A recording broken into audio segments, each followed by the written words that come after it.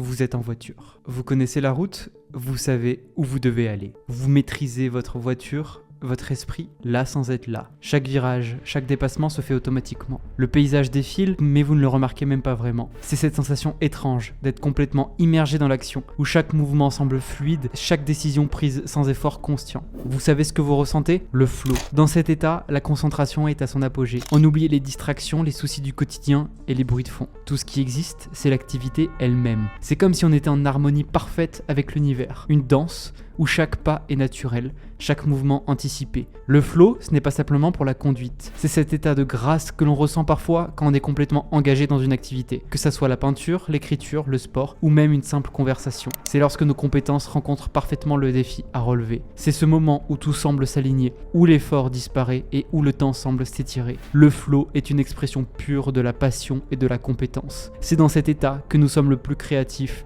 le plus productif et surtout le plus exalté. Revenons à vous, en voiture. Même si la route est familière, même si chaque mouvement est mécanique, il y a une beauté dans cette simplicité, il y a une joie dans cette maîtrise, car dans ces moments de flow, on touche du doigt ce que ça signifie d'être vraiment vivant, d'être pleinement présent. Le voici, le pouvoir divin, le flow, l'endroit où l'humain et le divin se rencontrent, où le tangible fusionne avec l'intangible.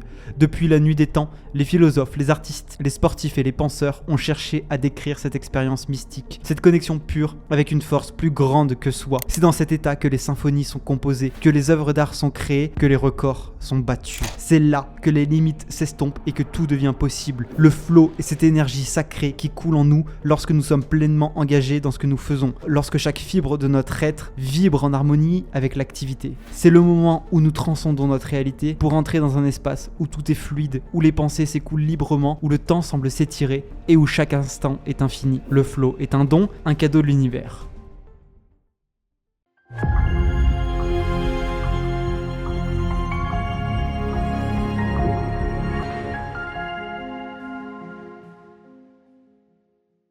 Alors, juste avant que ta vidéo ne commence, si ça t'intéresse, que tu veux accéder au workbook de cette vidéo, ainsi que tous les exercices et tous les templates qui sont donnés dans cette vidéo, tu peux retrouver le premier lien en description, un lien pour pouvoir les télécharger. Tu as juste à envoyer ton adresse email et nous, après, on t'envoie tout ça justement par email. C'est le premier lien en description, moi je te laisse à cette vidéo et on se dit à tout de suite de l'autre côté.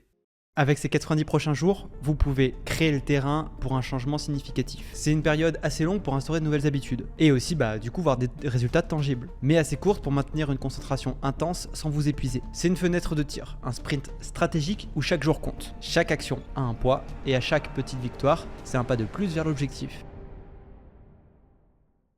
Dans ce cadre temporel, votre mission est claire. Trouver au moins un client. On va se donner une fenêtre de tir de 90 jours pour trouver au moins un client, si ce n'est plus évidemment. C'est une quête qui semble simple en théorie, mais chaque entrepreneur sait qu'elle implique bien plus. Il s'agit de peaufiner votre proposition de valeur, d'affûter votre message, de cibler avec précision, parce qu'il est aussi possible qu'à la fin de cette période, vous vous retrouvez sans ce fameux contrat signé. Pourtant, c'est loin de constituer un échec, parce que ces 90 derniers jours, vous avez pris de l'expérience. Et surtout, vous ne serez pas au même stade que 3 mois auparavant. Il ne faut pas sous-estimer la distance parcourue, même si vous n'avez pas encore signé de client. Chaque non reçu vous a conduit vers une meilleure compréhension de votre marché cible. Vous avez affiné vos compétences de vente. Vous avez précisé vos propositions de valeur. Vous avez ajusté vos tarifs. Et même si ce chemin ne semble pas avoir connu de grandes victoires, il était parsemé de plein de petites victoires. Peut-être que vous avez construit un réseau solide. Peut-être que vous avez gagné en visibilité, peut-être que vous avez déjà instauré de meilleures habitudes pour votre vie et que vous avez une meilleure discipline qu'auparavant. Et chacune de ces étapes constitue un pas de plus vers votre objectif ultime.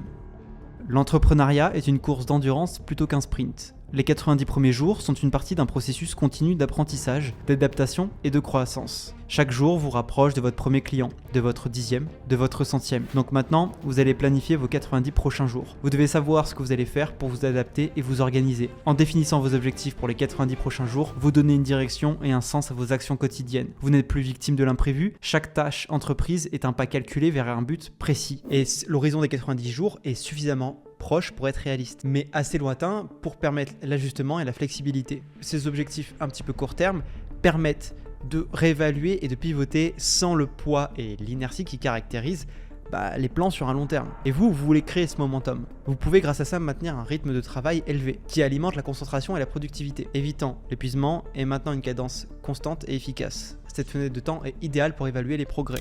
90 jours, 90 minutes chaque jour, une action. Et sans répétition. Donc qu'il fasse beau, qu'il pleuve, qu'il y ait une apocalypse, vous vous dites je travaille minimum 1h30 chaque jour et vous effectuez la même tâche, et ce pendant 90 jours. Je vous présente le protocole 90-90-1. Dans cette heure et demie, vous vous isolez du monde. Les distractions sont bannies, les excuses sont inadmissibles. Ce n'est pas simplement du temps de travail, c'est une tranche de votre journée dédiée à l'artisanat de votre futur, à la sculpture de vos objectifs. La répétition de l'action est tout aussi cruciale. En faisant la même tâche chaque jour, vous creusez profondément dans le substrat de votre projet. Vous développez une expertise, une familiarité et une efficacité qui ne peut émerger que de la réitération, que de la répétition, comme un sculpteur qui frappe inlassablement au même endroit jusqu'à ce que la pierre cède et révèle la forme désirée. Si vous deviez travailler uniquement 90 minutes chaque jour pour effectuer seulement une tâche chaque jour, cette tâche, il s'agit de la prospection. Consistance, vous bâtissez une routine de travail solide. Compétence, vous affinez vos compétences par la pratique continue. Confiance, parce que chaque jour franchi ajoute une pierre à l'édifice de votre confiance en vous. Et clarté, vous savez exactement ce que vous devez faire, pas de place pour l'indécision. Et le cumul, les bénéfices de votre travail s'accumulent et s'amplifient avec le temps. En clair, vous organisez pour faire 1h30 de prospection chaque jour pendant 90 jours. Et vous regardez jusqu'où ça peut vous amener. Vous oubliez tout le reste et vous vous concentrez sur ça. Si vous ne réalisez pas le reste, tant pis. Tant que vous avez réussi à faire la prospection. Et après 90 jours, vous ne serez plus la même personne. Vous avez une trajectoire claire. Et donc si à la fin de ces 90 jours, l'objectif n'est pas encore atteint, peu importe. Vous avez construit le plus important, une discipline de faire et une éthique de travail inébranlable. Vous avez prouvé que vous pouvez vous engager et vous y tenir. Depuis le temps que je vous le dis, tout dans la vie forme un cycle. Et même vos sessions de travail intenses et vos sacrifices sont sous forme cyclique. Vous ne sacrifiez pas les mêmes choses à 20 ans qu'à 40 ans. Donc on rentre enfin en détail de ce mode ellipse. Celui-ci a pour but de tenir sur le long terme et que vous soyez pleinement heureux, que vous puissiez réaliser vos objectifs et avoir du succès, et tout ça sans frustration. Pour mener une vie intense, imaginez 3 cycles qui se répètent au fil des mois. Le premier cycle, c'est le cycle de travail intensif. Un cycle de travail intensif qui peut durer de 1 semaine à 6 semaines par exemple. Vous avez une discipline en acier trempé et vous ne dérogez à aucune règle. C'est le mode guerrier. Vous vous lancez à fond dans votre travail, vos projets, vos ambitions, votre discipline inébranlable. Vous travaillez tôt, vous travaillez tard et vous respectez vos engagements sans faille. Pas d'excuses, pas de dérogation, vous êtes un rock. Ce cycle peut durer 1 à 6 semaines. Mais quelle que soit la durée, il est essentiel de s'y donner complètement. C'est le moment d'être ultra productif, de se dépasser, d'atteindre et même surpasser ce que vous pensez faire. L'intensité est élevée, mais elle est soutenable parce que vous savez qu'après, vous aurez 2 cycles, un cycle de recharge et de décharge. Et donc s'il y a bien un moment où vos entrées d'énergie doivent être au meilleur, c'est à ce moment-là. Donc alimentation cadrée, sommeil de plomb, exercice physique tous les jours, vous pouvez même ajouter de la méditation pour calmer votre esprit et hydratez-vous bien chaque jour. Vous regardez aussi régulièrement votre Odyssée pour ne pas oublier ce pourquoi vous travaillez. Vous traquez votre progression, vous regardez ce que vous faites et vous analysez. C'est pendant la phase de travail intensif que votre discipline est réellement en acier trempé et que vous avez toutes vos entrées d'énergie qui sont au vert. Alimentation, sommeil, exercice, pleine conscience, etc. S'ensuit le cycle de décharge. Un cycle de décharge où vous ralentissez sur le travail pour voyager, faire la fête et vous reposer, qui peut durer quelques jours jusqu'à quelques semaines. Vous lâchez la pression. Vous voyagez, vous sortez, vous vous reposez. Le but, c'est de se détacher mentalement et physiquement du travail, de s'éloigner de la routine pour trouver de nouvelles perspectives. C'est aussi le moment de se nourrir culturellement, ou même émotionnellement et spirituellement. Ce cycle permet de casser la monotonie, de recharger les batteries, d'embrasser la spontanéité et l'inattendu. Ce cycle peut varier de quelques jours à quelques semaines selon vos besoins. Et rappelez-vous, vous devez toujours continuer à travailler et notamment faire cette heure et demie de prospection, même pendant ces cycles. Pour venir sur le cycle de recharge, le but ici n'est pas de s'épuiser ni de vagabonder, mais de se réaligner et de se centrer. Vous revenez à une routine moins intense que le cycle de travail intensif, mais beaucoup plus structuré que le cycle de décharge. Vous pourriez méditer, faire de l'exercice, passer du temps de qualité avec vos proches ou simplement prendre du temps pour de la réflexion personnelle. Ce cycle établit l'équilibre entre les 2 autres et vous prépare aussi au prochain cycle de travail intensif. Un cycle de recharge où vous reprenez le rythme qui peut durer de quelques jours à 1 semaine maximum. Parce que l'idée derrière le mode ellipse est simple mais puissante. Aucune phase de la vie ne peut être soutenue indéfiniment. Au bout d'un moment, si on fait que jouer à la console tous les jours, on commence à se faire chier, on veut faire autre chose. Ça peut être pareil avec le travail. Plutôt que de viser une performance maximale à chaque instant et se brûler les ailes, cette approche vous propose un équilibre. La vie, c'est une série de hauts et de bas, d'ordre et de chaos. Vous pouvez donc naviguer dans ces extrêmes, mais de manière plus harmonieuse. Adapté aux saisons. Janvier, février, mars sont de bons mois pour le mode ellipse, comme septembre, octobre et novembre. La météo n'incite généralement pas à sortir et les distractions sociales sont souvent plus rares. Les gens sont plus qu'aux entrains à se concentrer sur le travail et les objectifs personnels, notamment dans le début d'année, parce que ça apporte un sentiment de renouveau et de nouvelles possibilités. En revanche, tout ce qui est été, période de fête à la fin d'année, c'est plus propice au cycle de décharge ou de recharge. Que ce soit les invitations sociales qui sont beaucoup plus fréquentes, et ça pourrait être difficile et même contre-productif de les ignorer complètement en faveur du travail. Anticiper les changements et les événements. Ne prévoyez pas un cycle de travail intensif si vous voyez que vous allez avoir beaucoup de mouvements à cette période. Si vous avez le mariage de votre meilleur ami, une grande fête familiale ou une toute autre occasion importante qui arrive, planifiez en conséquence. Essayez de faire coïncider ces événements avec un cycle de décharge ou de recharge, plutôt qu'un cycle de travail intensif. Comme ça, vous pourrez profiter pleinement de ces moments sans ressentir un stress ou même négliger vos responsabilités professionnelles.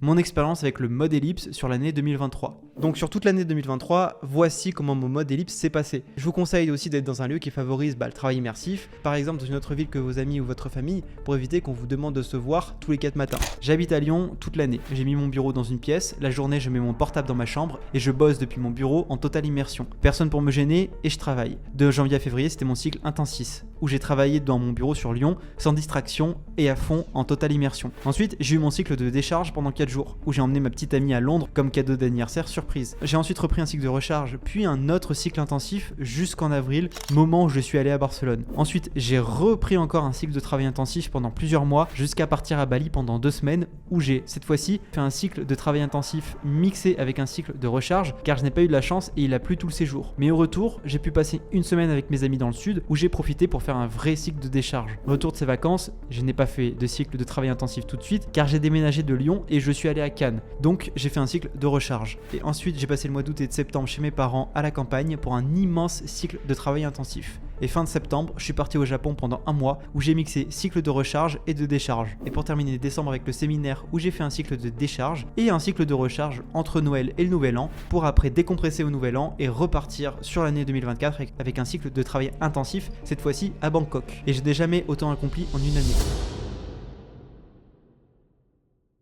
Créer des routines. En fait, vous devez créer de vraies routines. Le cerveau aime quand c'est organisé, surtout quand le monde est chaotique.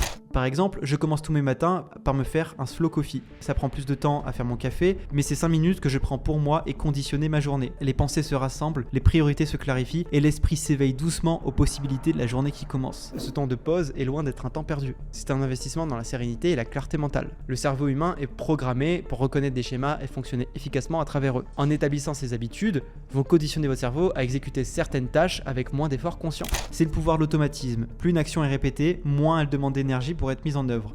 Donc, quelle routine est-ce que vous avez ? Est-ce que vous connaissez le FOMO ? Fear of Missing Out. Et cette anxiété nous pousse à croire que si nous ne suivons pas le courant, nous allons rater quelque chose d'essentiel. Par exemple, ne pas regarder la dernière série qui vient de sortir, le dernier film au cinéma, la dernière soirée, etc. Parce qu'il y aura toujours une nouvelle série, toujours un iPhone qui promet de révolutionner votre quotidien, toujours une tendance. Mais ces distractions sont pour la plupart passagères. Elles vont et viennent avec la régularité des marées. Et leur importance est souvent disproportionnée par rapport à l'impact réel qu'elles pourraient avoir sur votre vie. En revanche, votre vision, votre objectif pour votre avenir, ce à quoi vous espérez profondément, cela peut être perdu dans ce flot incessant de distractions. Chaque heure passée à consommer passivement du contenu est une heure qui n'est pas investie dans la poursuite de vos objectifs. Parce que la vraie perte, c'est de ne pas manquer la série dont tout le monde parle, ni même de posséder le dernier smartphone. La vraie perte, c'est de laisser s'échapper les opportunités qui vous permettraient de grandir, et de surtout réaliser quelque chose d'important pour vous.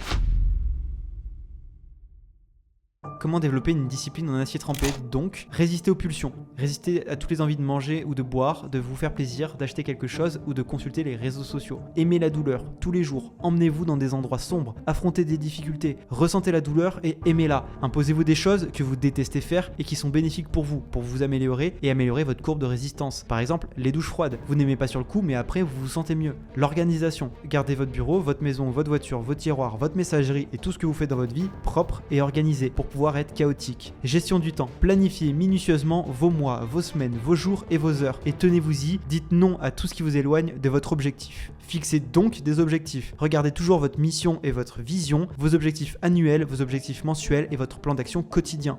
Et exprimez de la gratitude. Le fait de toujours regarder vers l'avenir peut provoquer de la peur, de l'anxiété ou du stress. Pratiquez la gratitude quotidienne pour vous équilibrer. Et le sacrifice n'est pas éternel, il est malléable. Comment ? Parce que vous allez mener une vie intense sur 3 phases. Rappelez-vous de l'exercice de la gestion du temps de cette semaine. Sacrifiez toutes les activités qui ne sont pas en lien avec votre objectif pour le moment. Éliminez tout ça complètement. Je m'en fous de vos émotions. Si vous voulez réussir, vous devez vous débarrasser le plus de choses possible pour vous concentrer sur le plus important maintenant. Mais je ne peux pas. Je comprends ce que vous dites, mais arrêtez au bout d'un moment. Vous pouvez vous débarrasser de la plupart de vos activités aujourd'hui. Vous ne voulez juste pas et vous avez peur. Vous avez créé un mensonge dans votre tête que cette chose est nécessaire et que vous ou votre business en avez besoin. Mais le sacrifice ne veut pas dire adieu. Cela veut simplement dire que pour aujourd'hui et les prochains mois, vous avez mieux à faire. Vous pourrez toujours remettre ça à plus tard. Créer des priorités, ça ne veut pas dire des priorités pour toute une vie, mais pendant plusieurs mois, voire années. Et concernant la famille, pas votre femme, ni votre famille, ni vos meilleurs amis ou votre santé. Vous avez toujours besoin de dormir, de bien manger, d'exercice et surtout de relations aimantes. Sans ces choses, votre système limbique va vous jouer des tours et nuire à votre concentration. Mais vous devez apprendre à y passer moins de temps. Comment mettre en place son premier mode ellipse ? Comme je vous l'ai dit, le mode ellipse, c'est d'abord 3 non négociables. 7 à 8 heures par nuit, une diète équilibrée. Si vous n'y connaissez rien en nutrition, faites au plus simple. Le moins d'aliments transformés, cuisinez le plus possible, préparez vos repas à l'avance, par exemple le dimanche pour la semaine, et donc chaque assiette, une portion de glucides, riz ou pâtes, de protéines, œufs, poulet ou bœuf, et de légumes. Et exercice physique chaque jour, minimum 10 000 pas par jour. Et en plus, buvez assez tout au long de la journée. Vous avez tout le modèle d'exécution quotidienne que je vous ai partagé avec le module précédent pour y parvenir. Là, on va se concentrer sur la mise en place de ces cycles. Bon, maintenant, ce que vous allez faire, c'est que vous allez d'abord ouvrir votre calendrier. Et aussi, vous allez noter pour les 90 prochains jours tout ce que vous avez prévu de faire. Que ce soit, par exemple, vous avez des anniversaires de prévus, peut-être un déplacement professionnel ou même quelque chose avec vos études. Tout ce que vous avez prévu dans les 90 prochains jours. Et ensuite, la première chose que vous allez faire, c'est à partir de aujourd'hui, le premier cycle de travail intensif que vous allez faire. Et pendant ce cycle, votre concentration, elle est maximale. Vous travaillez sur les tâches qui nécessitent le plus d'énergie et de concentration. Vous allez définir des blocs de temps pendant lesquels vous allez vraiment travailler de manière intensive sur vos projets les plus importants. Ici, en l'occurrence, c'est la création de votre business. Comme ça, vous allez pouvoir vous assurer que ces blocs de temps que vous allez consacrer à votre travail, à votre projet, vous allez pouvoir limiter le plus possible les interruptions et les distractions. Donc, réfléchissez bien à quel moment vous pouvez les placer où vous êtes sûr d'avoir le moins de distractions possible. Et c'est important de prévoir des échéances et des deadlines précises. Comme ça, vous allez pouvoir créer un sentiment d'urgence et une dynamique de progression rapide. Et un cycle de travail intensif peut durer minimum 7 jours. Mais moi, je vous conseille une durée en moyenne de 21 jours. Et une fois que vous avez placé ce bloc de travail,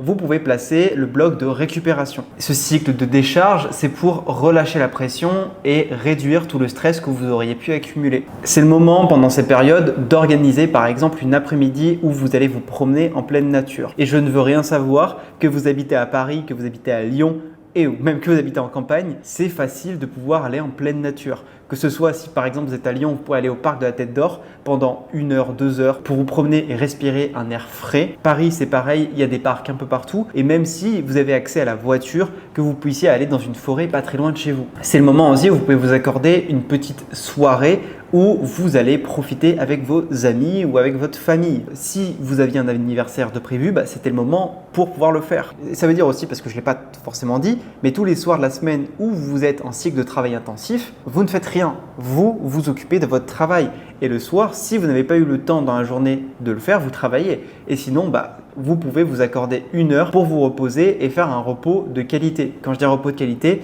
ça ne veut pas dire mater des tonnes et des tonnes de séries sur Netflix. Ça veut dire, si possible, de limiter le plus possible les distractions et on va dire les divertissements vraiment qui distraient, les divertissements vraiment puissants si on veut, pour aller plutôt vers des divertissements beaucoup plus calmes et qui favorisent beaucoup plus la créativité et le repos. Exemple, lire un livre, lire un manga ou écrire, tous les divertissements qui matraquent beaucoup moins le cerveau. Et en fait, ce que vous voulez faire là sur les 90 prochains jours, c'est vraiment anticiper les moments moments où vous allez pouvoir travailler à fond parce que vous n'avez rien de prévu et les moments où malheureusement ou parce qu'il y a quelque chose qui va se passer, vous ne pouvez pas travailler comme vous le voulez. Et ensuite, après, si vous n'avez rien de prévu dans les 90 prochains jours, donc pas d'anniversaire, rien, et que vous savez que vous pouvez pendant 90 jours travailler comme correctement, c'est tant mieux pour vous. Et à ce moment-là, vous vous organisez peut-être dans les 3 prochaines semaines, dans un dimanche, dans 3 semaines, de vous dire ok, je vais me faire une petite balade en forêt, et histoire de relâcher la pression, de prendre un peu l'air. Ça vous permet aussi de placer dans les 90 prochains jours tous les moments où vous comptez aller vous entraîner si vous allez à la salle de sport, tous les moments où vous avez des déplacements à faire, que ce soit pour les études ou le travail, et aussi de placer tous les moments où vous allez pouvoir travailler, que ce soit tous les matins de 6h à 9h, vous savez que vous n'avez rien de prévu, vous pouvez travailler 3 heures sans distraction. Parfait. C'est ces moments que vous voulez placer, les moments où vous pouvez avoir vraiment un travail intensif. Donc comme je l'ai dit, attention, un cycle de décharge ne veut pas dire zéro travail. Ça veut dire que vous allez faire le strict minimum, donc 1 heure, 1h30 par jour. Rappelez-vous de ce 90-90-1. Ensuite, vous avez le cycle de recharge où vous reprenez le rythme. Ces phases sont tout aussi importantes que votre cycle de travail intensif car elles vous permettent de restaurer votre énergie mentale et physique. Donc en pratique, votre agenda pourrait ressembler à ceci. 3 semaines de travail suivies d'une semaine où l'intensité diminue progressivement, se terminant par 2 jours de décharge. Et la fin des 90 jours, une période d'évaluation et de réflexion avant de plonger dans le prochain cycle des 90 jours. Comment organiser mes semaines? Un jour, un élève m'a posé cette question et je pense que la réponse va bien vous aider. Qu'est-ce que je devrais faire en tant qu'entrepreneur le week-end? Donc, voici ma réponse. Faites un retour de la semaine précédente. Planifiez un bloc d'1 heure dans votre emploi du temps pour passer en revue les éléments suivants. Les KPI, indicateurs de performance, donc nombre de messages de prospection envoyés, nombre de rendez-vous fixés, nouveaux clients, etc. Votre finance, trésorerie, facture, etc. Vous faites une vue d'ensemble de ce qui a fonctionné, de ce qui n'a pas fonctionné. Vous voulez voir tous les succès et les échecs de la semaine. Ce qu'il faut faire de plus la semaine suivante et ce qu'il faut faire de moins. C'est le moment de faire une auto-évaluation. Réfléchissez à vous-même. Réfléchissez à votre pourquoi et soyez reconnaissant. Pensez à la manière dont vous devez évoluer, à la personne que vous devez devenir pour atteindre vos objectifs. Comment être un meilleur leader, comment mieux prospecter, comment mieux réussir mes habitudes chaque jour, etc., etc. Prenez ensuite 5 à 10 minutes pour définir votre objectif hebdomadaire pour la semaine à venir, afin d'avoir quelque chose de très clair à viser. Et comme je vous le dis, il s'agit d'avoir un objectif principal pour votre business. Aujourd'hui, prospecter. Plus tard, ce sera livrer des clés. Plus tard, ce sera peut-être livrer vos services. Vous serez tenté de le compliquer, mais il ne s'agit pas d'avoir 3 ou 4 objectifs importants. Un objectif, c'est tout. Il ne devrait pas être vague. Par exemple, je vais travailler plus fort ou je vais construire des systèmes. Il devrait également être très clair. Par exemple, 5 nouveaux clients au total. Ce serait un objectif que vous pouvez accomplir en toute confiance environ 75% du temps. En d'autres termes, cet objectif hebdomadaire, vous devrez pouvoir l'accomplir 3 semaines sur 4, sur un mois donné. De cette manière, vous cultivez l'habitude du succès et vous vous entraînez, vous et votre équipe, à être des personnes qui atteignent des objectifs. Et ensuite, faites du deep work. Et une fois que vous avez accompli ces 2 tâches ci-dessus, si vous souhaitez continuer à travailler pendant le week-end, faites du deep work. Travaillez sur des projets importants qui ne sont pas urgents. Travaillez sur des tâches qui font avancer votre agence et qui nécessitent des heures de concentration ininterrompues. Par exemple, rédiger une nouvelle publicité payante pour la semaine, créer un contenu pour vos clients, mettre en place vos systèmes, organiser votre CRM, etc. Ne travaillez pas sur l'urgence et les petites tâches. Vous voulez que votre cerveau ait une période dédiée pour travailler sur les tâches de grande envergure. Les week-ends sont également propices à ne rien faire. Par exemple, hier, j'en ai profité pour faire un shooting photo avec un ami en ville. Sortir un peu, boire un café, pas de travail, juste de la récupération. C'est l'une des meilleures manières de se préparer pour la semaine. Rappelez-vous, reculez d'un pas pour avancer de 3. Ce jeu, c'est un marathon, pas un sprint. Et donc n'oubliez pas de dormir pendant le week-end. Le sommeil est très important. Ensuite, restez simple. Notez toujours ça. Keep it simple. Lancez un nouveau business de zéro, pensez à tout ce qu'il y a à faire, c'est normal d'en avoir plein la tête. Vous allez avoir plusieurs choses à gérer et auxquelles penser.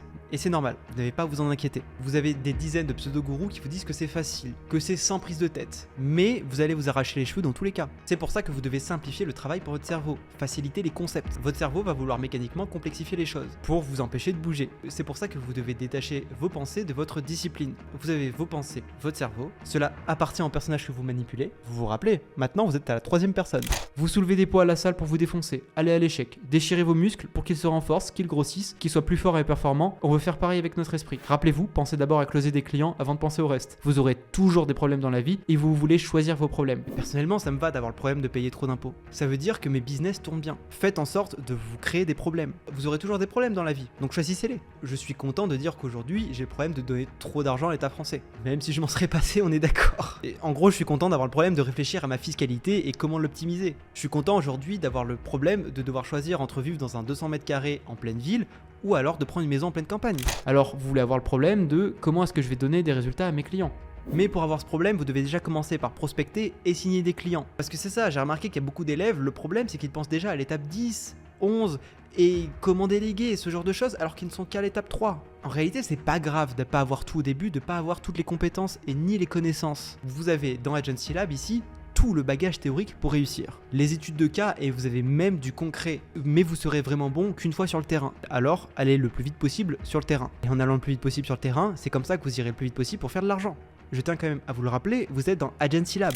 Vous avez un rendez-vous avec un client potentiel mais vous ne savez pas comment signer. Agency Lab est derrière vous pour vous aider. Vous avez signé un client mais vous ne savez pas comment livrer votre service. Agency Lab est derrière vous pour vous aider à livrer votre service. Vous allez pouvoir poser vos questions en appel dans la communauté. On est tout le temps derrière, d'accord? On vous aidera à résoudre ces problèmes de la meilleure des manières. Je sais que ça fait peur, mais vous devez avoir confiance dans le processus. C'est pour ça que vous avez rejoint Agency Lab aussi. C'est pour être épaulé. Alors vous devez accepter d'être épaulé et de suivre le process. Tout ce dont vous avez besoin, c'est choisir une niche. Ça sera le sujet de la prochaine phase. Ensuite, de configurer 2-3 broutilles, forme juridique, compte bancaire, ce genre de conneries. Mettre en place aussi un système de prospection gratuit, cold email, cold calling ou message privé. Vous ne devez pas savoir combien vous allez pricer. Si votre script d'appel est le meilleur possible. Et vous n'avez pas non plus besoin de site internet. Il ne devrait pas y avoir ça dans votre to-do list. Je m'en fous de WordPress, de Go High Level ou de Asana.